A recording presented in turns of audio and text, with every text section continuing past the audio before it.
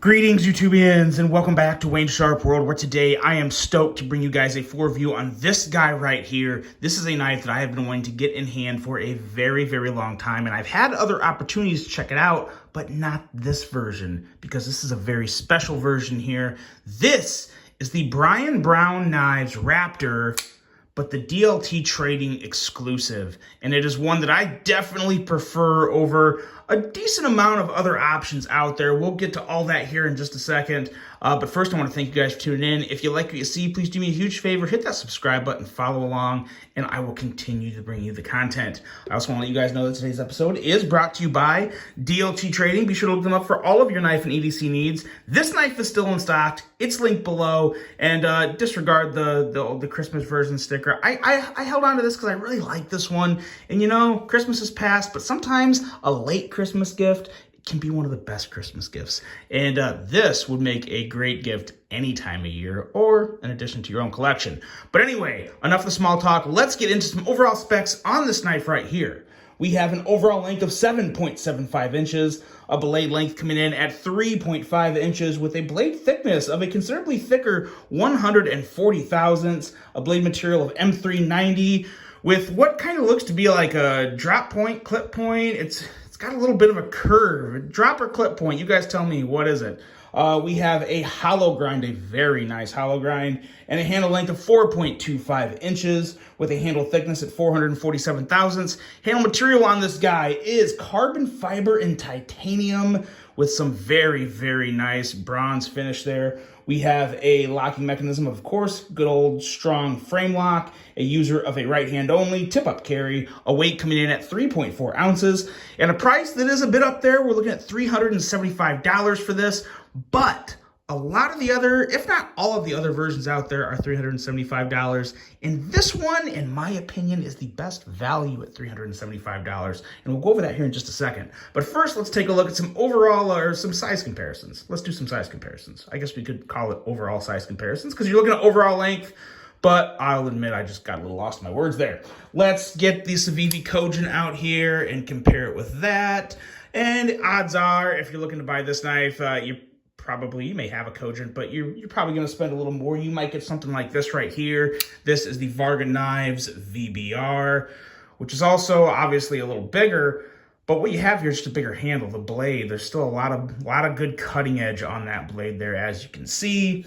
And we'll bring a couple more in here for comparison, because this is a knife, you want to know exactly what size it is, and it's not going to be as big as the Paramilitary 2. I don't know why you, wow. Okay, I guess it's not too bad. I always expect the Paramilitary 2 to be bigger. Anyway, moving on, we have the Hogue Deca, which is a pretty nice overall comparison in terms of length. A little shorter than the Raptor. But there you go. There's some size comparisons. And let's get to talking about this knife, because I gotta say, the moment I saw this knife, which was actually a long time ago, not this exact version, but this design from Brian Brown, I really did fall in love with it, thought it was awesome. It just never really found its way into my hands until now. What we have here in terms of a blade is one absolute gorgeous blade.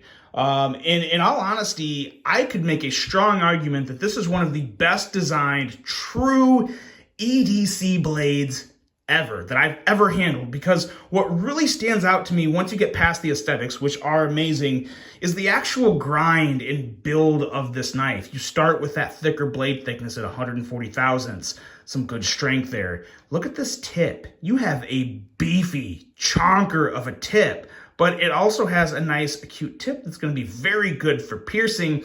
And once you get past the thickness right up there on the tip, you get into a razor sharp hollow grind coming down to 15 thousandths behind the edge right around here. So it's strong and beefy and thick and can handle some good work, but it's also slicey as all get out. So an excellent combination on a blade. You really are getting a very powerful, very slicey blade here. You have some excellent thumb studs. Then, you know, the placement's always good. This is a Riot made knife, so we're expecting the best, right? We're paying high dollar. We're expecting the best. And we're getting that. We're getting great thumb studs. The thumb studs are different. They have a little bit of an indentation in there. They're black. They're a little different than a lot of other thumb studs. Like we'll pull out the VBR. They kind of have the regular, kind of like domed up top as to where this just, it looks good. The thumb studs really match the pivot in my opinion. They look really good to complement the knife. The one part of this knife that I think could be better, and I really think probably should be better for the price you're paying, is this plunge grind. It's really not as thin as it should be, to just cut straight to the point. It could definitely be a little thinner right back here. Now, that doesn't break it for me. It doesn't make me happy because it's a $375 knife. It should have a better plunge grind. But that is the worst thing about this knife. And, depending on just how much of a knife nerd or a knife snob you are, no offense if you are a big knife snob, I am too in some aspects. Sometimes I can look past a not perfect plunge grind, because this isn't a bad plunge grind, but it's not a good plunge grind. It should be better, but it is what it is. But I wanted to point that out. But outside of that, it's just an excellent blade. And in terms of cutting performance and power and strength and aesthetics, it's a home run all the way home. Very nice jimping back here on the spine as well. Nice tacky jimping. And you can also kind of move your thumb up here. It sits really well in this dip. If you really want to power through with that tip, that feels good as well. Now, going into the handle, this is where you really get your value, because anytime you buy this knife, you're going to get this exact same blade. It might be coated, but you're going to get the exact same blade. The handle is different because, in my opinion, there's more detail, more work into this handle than other versions of this knife out there. First of all, let's get into the actual functionality and feel of this handle, and it's very good. Very, very good. There's not a lot of knives this narrow in the handle that I truly love, to where I consider buying it, whether it's $375 or $100. I want to buy it, and this is one of them. I want to buy this knife. Don't know if my funds are going to allow me to, but I really want to buy this knife because it feels great. This clip provides no hot spots. It looks great. It works great. I love the bronze antique finish, and I love the pivot collar, and I love this inlay. And this is where I think you get a little more value with this knife, is the inlay work. There's other versions out there that are like all fat carbon on the show side, which is cool. Don't get me wrong. I'm not knocking those. I love fat carbon, but that's, at least the way I look at it, there's a little less labor with just one regular solid show side slab as opposed to an inlay version where you have that excellent, perfect, phenomenal inlay work from Riot, because you don't feel the transition line. It looks so good. Love how the bronze works with the carbon fiber. And while this is shred copper fiber, it has just a slight feel of just a little bit of marbling going on, because you get just a little bit of swirls. It's not like real chunky, blocky shred. It's a little bit of a swirled shred. So I like that a whole lot. Got a nice backspacer with jimping here. And other than that, you got some nice hardware, which I believe these are all T8s. Yes, they are. Yes, they are definitely all T8 screws. It's just a great, great construction on a handle, and I do think you get a little extra bang for your buck with this inlay work because it's done perfectly and it looks phenomenal. So that's really the big thing that, for me, elevates this version of the Raptor over the other Raptors. You do, with all the carbon fibers, with a pure carbon fiber show side scale, yeah, maybe you lose, or maybe you save a few, tenths of an ounce, but that don't matter to me. Not when you're talking already at 3.4 ounces for this. I don't care if it's a little lighter. I'm fine with 3.4 ounces. I think it feels great in hand. I think it's balanced pretty well. It's just an excellent, excellent handle that feels good, whether you are kind of in your standard grip here, or you can even choke up a little and use that choilish area for some different types of cutting positions when you're using the knife. So really, really excellently done handle there. And when you get into the action, it kind of goes without saying, right? I mean, it's Riot.